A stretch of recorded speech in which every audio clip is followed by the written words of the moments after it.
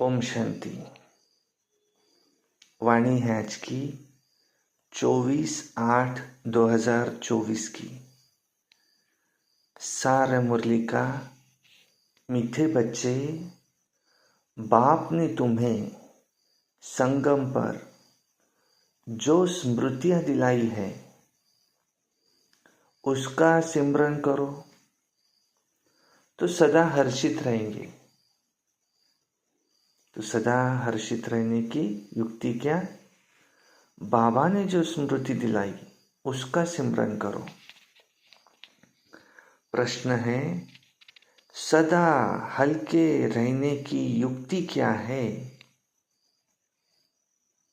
और किस साधन को अपनाओ तो खुशी में रह सकेंगे?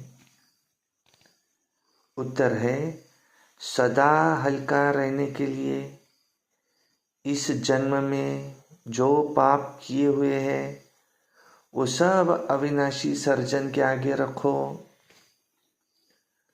बाकी जन्म जन्मांतर के पाप जो सिर पर है उसके लिए तो याद की यात्रा में ही रहना है,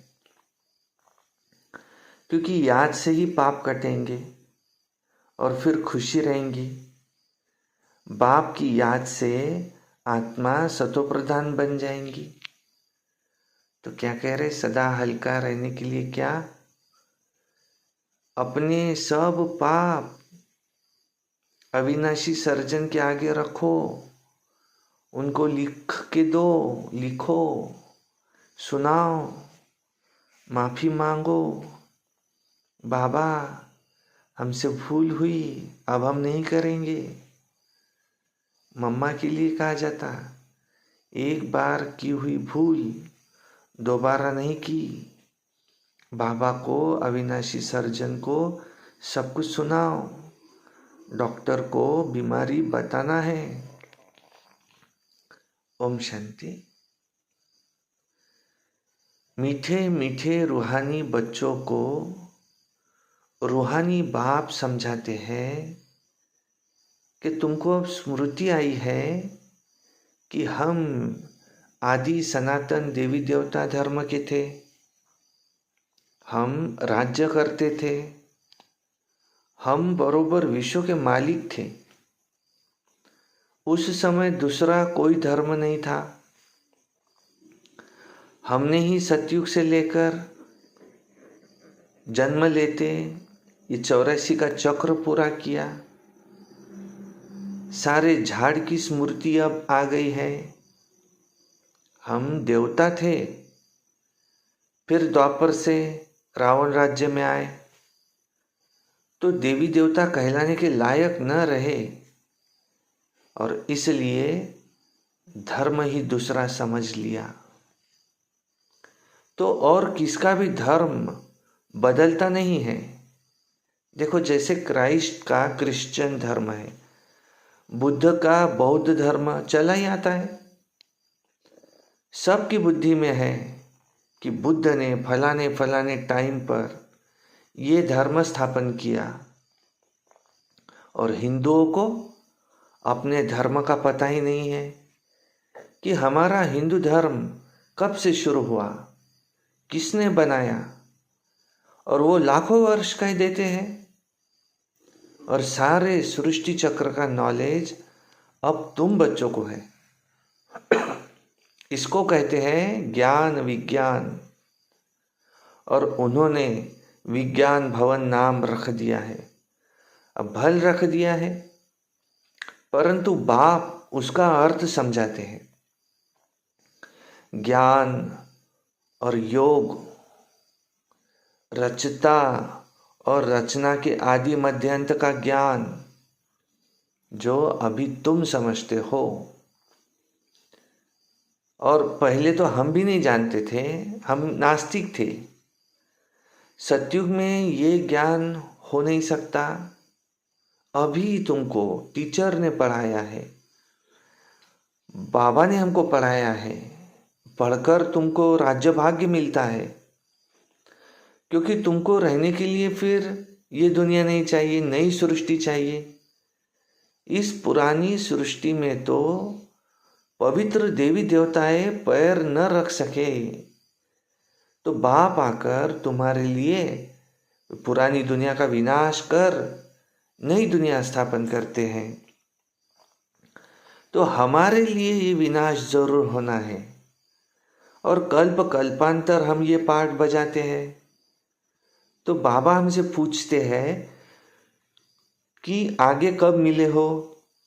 तो कहते हैं बाबा हर कल्प हम ऐसे ही मिलते हैं, आपसे राज्य भाग्य लेने के लिए मिलते हैं। कल्प पहले भी बेहद सुख का राज्य भाग्य मिला था। तो ये सब बातें जो स्मृति में आई है तो अब उनका सिमरन होना चाहिए, जिसको बाबा क्या कहते हैं? स्वदर्शन चक्र कहते हैं। हम पहले सतो प्रधान थे, ये भी तुम्हें अब स्मृति आई है कि हर एक आत्मा को अपना अपना पार्ट मिला हुआ है। हम आत्मा छोटी अविनाशी है और उसमें कितना पार्ट भरा हुआ है। पार्ट भी अविनाशी है जो चलता ही रहता है। तो ये बनी बनाई बन रही है, इसमें नई बात कोई ऐड कर नहीं सकता, कोई कट कर नहीं सकता, कोई भी मोक्ष को पा नहीं सकता। देखो कोई मुक्ति मांगते हैं, मुक्ति अलग मोक्ष अलग, ये भी स्मृति में रखना है। अब स्मृति में होगा तो फिर औरों को भी स्मृति दिलाएंगे ना। तुम्हारा तो धंधा ही है ना, बाप ने जो स्मृति में लाया है वो फिर औरों को भी तुम्हें स्मृति दिलानी है, तब तो तुम उच्च पद पा सकेंगे। उच्च पद पाने के लिए फिर बहुत मेहनत करनी है और उसमें भी मुख्य मेहनत है योग की। ये याद की यात्रा है तुम्हारी, जो सिवाय बाप के और कोई तुमको सिखला नहीं सकता। अभी तुम ये पढ़ाई पढ़ते हो, किस लिए?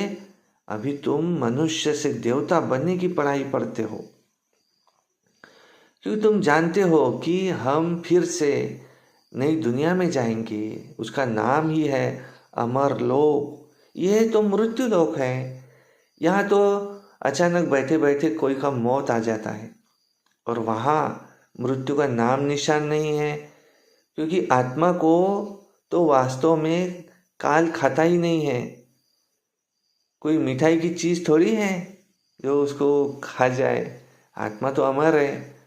ड्रामानुसार जब समय होता है तब आत्मा चली जाती है। ड्रामानुसार जिस समय जिसको जाना होता है वो चला जाता है। काल कोई ऐसे पकड़ता नहीं है, ये कोई मिठाई की चीज़ थोड़ी है जो खा लेता है। आत्मा ही एक शरीर छोड़ दूसरा लेती है। ऐसे काल कुछ भी नहीं करता है, काल कुछ भी नहीं है ऐसे। ये तो समझाने के लिए फिर ये कथाएं बैठ बनाई है। और वो है अमर लोक, वहाँ निरोगी काया रहती है। सतयुग में भारतवासियों की आयु भी बड़ी होती है, क्योंकि योगी है ना। योगी और भोगी का फर्क भी अब तुमको मालूम पड़ता है। तुम्हारी आयु वृद्धि को पा रही है। जितना तुम योग में रहेंगे उतना तुम्हारे पाप भस्म होंगे और देखो पद भी उच्च मिलेगा, आयु भी बड़ी होंगी। और यथा राजा रानी तथा प्रजा, आयु पूरी कर फिर शरीर छोड़ते हैं। प्रजा का भी ऐसे होता है, परंतु पद का तो फर्क है ना। तो अब बाप तुमको कहते हैं स्वदर्शन चक्रधारी बच्चों, ये अलंकार तुम्हारे हैं। गृहस्थ व्यवहार में रहते कमल फूल समान तुम रहते हो, सिवाय तुम्हारे और कोई ऐसे रह न सके। ये भी स्मृति तुम्हें आई है कि इस जन्म में हमने कितने पाप किए हैं।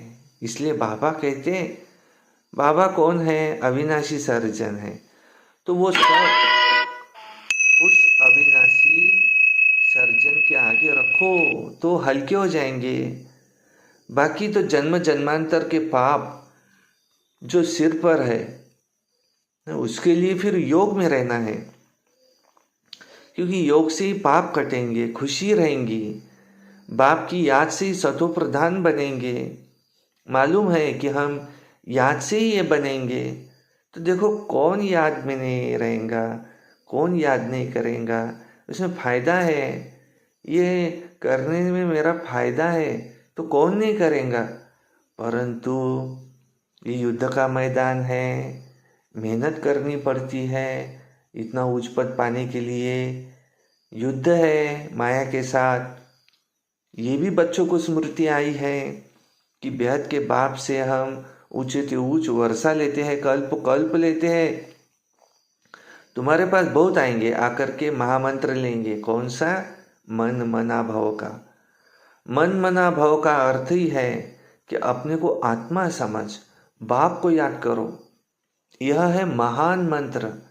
महान आत्मा बनने के लिए, वो कोई महान आत्मा है नहीं।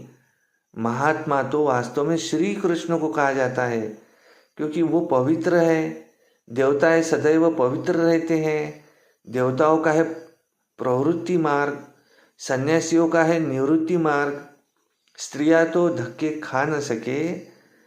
ये सब अभी कलयुग में खराबियां हो गई है। स्त्रियों को भी सन्यासी बनाकर ले जाते हैं, फिर भी उन्हों की पवित्रता पर भारत थमा रहता है। जैसे पुराने मकान को ये पोछा आदि लगाई जाती है तो नया बन जाता है, थोड़ा अच्छा रहता है। जैसे थमा रहता है, तो ये सन्यासी भी क्या करते, जैसे पोछी देते, कुछ बचाव करते। परंतु बाप कहते हैं वो धर्म ही अलग है।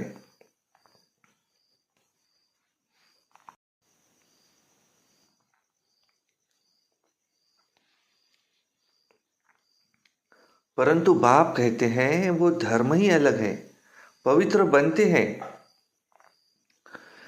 भारत खंड में ही इतने देवी देवताओं के मंदिर भक्ति आदि होती है, तो ये भी क्या है, खेल है जिसका वृत्तांत तुम बताते हो।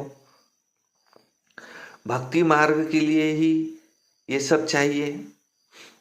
एक शिव के ही देखो कितने नाम रख दिए हैं, नाम पर भी मंदिर बनता गया, ढेर के ढेर मंदिर बनते गए, कितना उस पर खर्च होता गया, और मिलता फिर भी आधा कल्प का सुख है। बस बहुत पैसे लगाते हैं, मूर्तियां टूट फूट जाती है, और वहां तो मंदिर आदि की दरकार ही नहीं रहती। सत्युग त्रेता में ये भी अभी तुमको स्मृति आई है कि आधा कल्प भक्ति चलती है, माना द्वापर कलयुग, आधा कल्प फिर भक्ति का नाम नहीं रहता है, माना सत्युग त्रेता। बाप कितनी तुमको स्मृति दिलाते हैं इस वैरायटी झाड़ की। सिर्फ कलयुग की आयु ही उन्होंने 40,000 वर्ष कह दी है, और फिर तो क्रिश्चियन आदि की आयु भी बहुत बढ़ जाए। बाप समझाते हैं क्रिश्चियन धर्म की इतनी ही लिमिट है। तो ये तो जानते हैं क्राइस्ट को इतना समय हुआ, फलाने को इतना समय हुआ धर्म स्थापन किए, लेकिन फिर जाएंगे कब, तो ये कोई को पता नहीं है। और उन्होंने कल्प की आयु ही लंबी कर दी है। अब तुम जानते हो कि ये विनाशी तैयारियां हो रही है, विनाश की तैयारियां हो रही है, क्योंकि उन्हों का है साइलेंस, उन्हों का है साइंस, तुम्हारा है साइलेंस। उन्हों का है साइंस, तुम्हारा है साइलेंस। तुम जितना साइलेंस में जाएंगे उतना वो विनाश के लिए अच्छी अच्छी चीज़ें तैयार करते रहेंगे, दिन प्रतिदिन महीन चीज़ें बनाते रहते हैं। तुमको अंदर में खुशी होती है कि बाबा तो हमारे लिए नई दुनिया बनाने आए हैं, तो अब हम पुरानी दुनिया में थोड़ी रहेंगे। तो देखो कमाल है बाबा की, बाबा आपके लिए स्वर्ग स्थापन करने की कमाल है। बाबा आपके लिए तो कमाल है। अभी तुमको सारी स्मृति आई है, वो तो रचता और रचना के आदि मध्य अंतों को जानते ही नहीं। अब तुम जानते हो, तुम कितनी रोशनी में आए हो, मनुष्य तो घोर अंधियारे में है, तो फर्क है ना। और क्या कहते, ज्ञान अंजन सद्गुरु दिया, अज्ञान अंधेर विनाश। तो भक्ति वाले ज्ञान को नहीं जानते हैं। अभी तुम भक्ति को भी जानते हो तो ज्ञान को भी जानते हो। सारी तुमको स्मृति आई है कि भक्ति कब से शुरू होती है और फिर कब पूरी होती है, बाप कब ज्ञान देते हैं, पूरा कब होता है, सब तुमको स्मृति आई है। परंतु तुम्हारे में भी नंबरवार तो है ही ना, किसको बहुत स्मृति है, किसको कम है। जिन्हों को बहुत स्मृति रहती है तो वो जरूर उच्च पद पाएंगे। स्मृति रहे तब तो औरों को भी समझाए। वंडरफुल स्मृति है ना।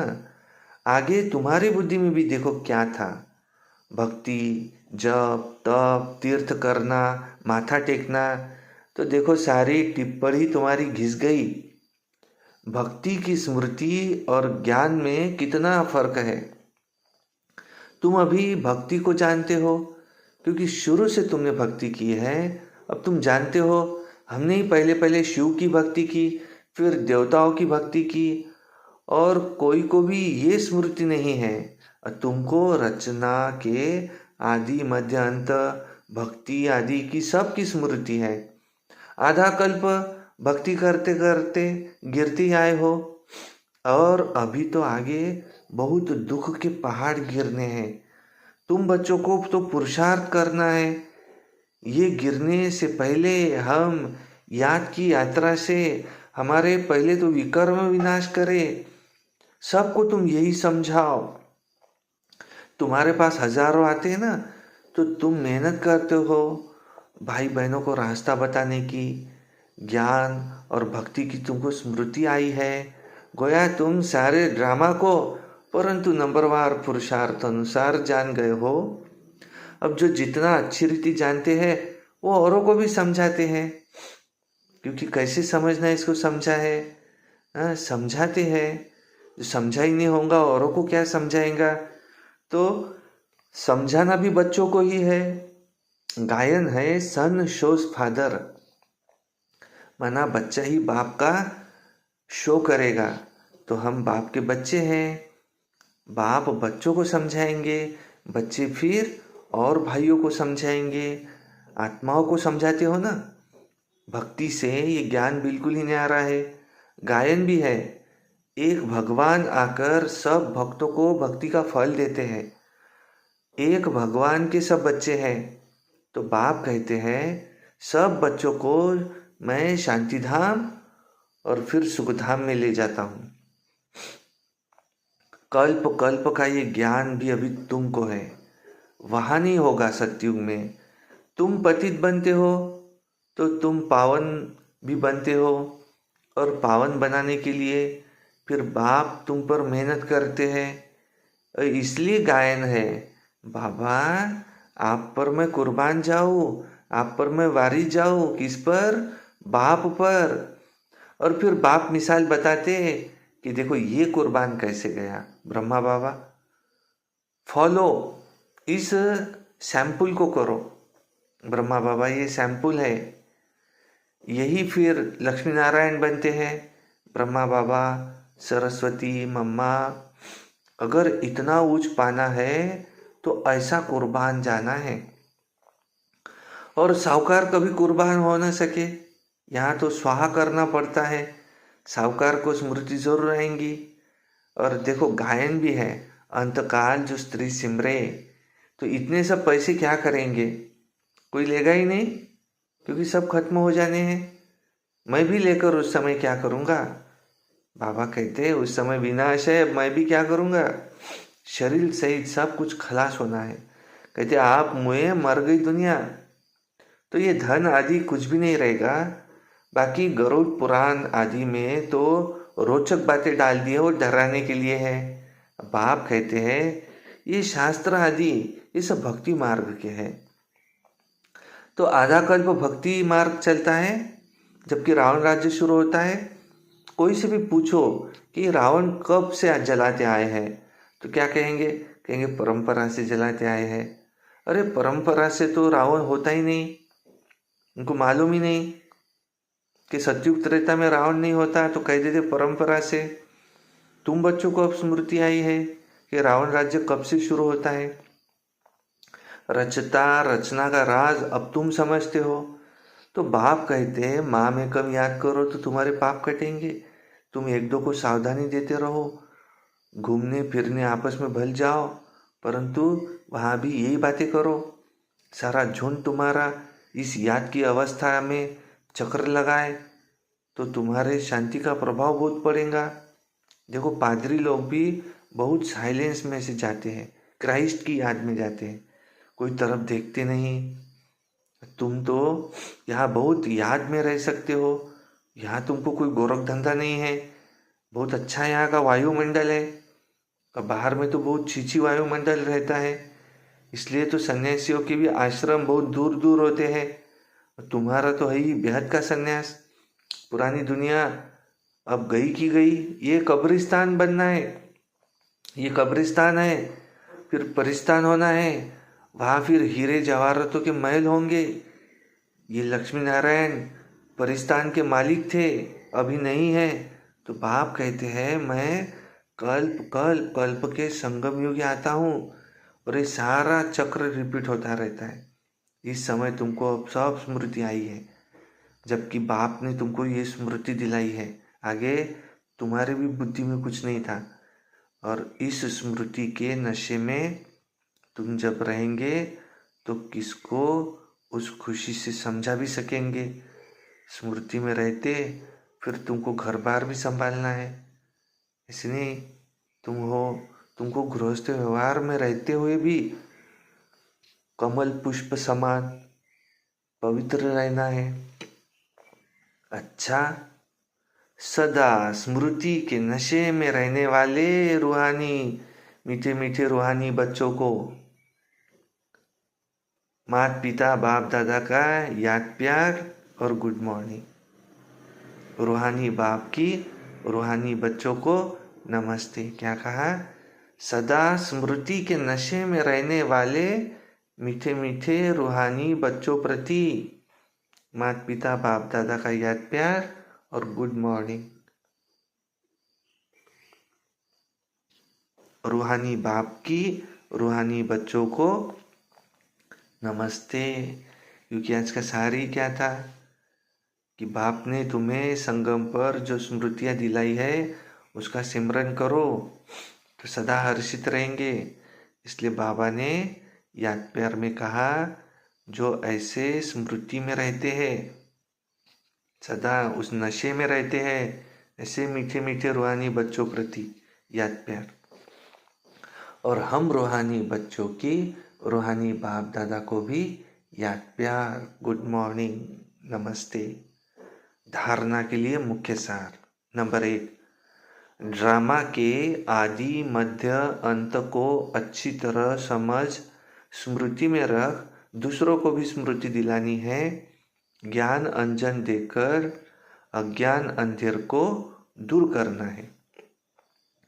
2 नंबर है, ब्रह्मा बाप समान कुर्बान जाने में पूरा फॉलो करना है और शरीर सहित सब खलास हो जाना है। इसलिए इससे पहले ही जीते जी मरना है, ताकि अंत के समय में कुछ भी तुमको याद न आए। वरदान, विशेषता के संस्कारों को नेचुरल नेचर बनाए, साधारणता को समाप्त करने वाले मरजीवा भव। विशेषता के संस्कारों को नेचुरल नेचर बनाए, साधारणता को समाप्त करने वाले मरजीवा भव। जो नेचर होती है वो स्वतः ही अपना काम करती है, सोचना बनाना या करना ऐसे नहीं पड़ता, लेकिन स्वतः ही हो जाता है। ऐसे ही मरजीवा जन्मधारी ब्राह्मणों की नेचर ही है जो विशेष आत्मा की विशेषता होती है, वो विशेषता की नेचर। तो विशेषता के ये संस्कार, ये नेचुरल नेचर बन जाए और हर एक के दिल से निकले कि मेरी ये नेचर ही है। साधारणता ये पास्ट की नेचर हो गई अभी की नहीं, क्योंकि नया जन्म ले लिया तो नए जन्म की नेचर ये विशेषता वाली विशेष नेचर है, विशेषता है, साधारणता नहीं है। स्लोगन रॉयल वह है जो सदा ज्ञान रत्नों से खेलते हैं, पत्थरों से नहीं। अच्छा, ओम शांति शांति शांति।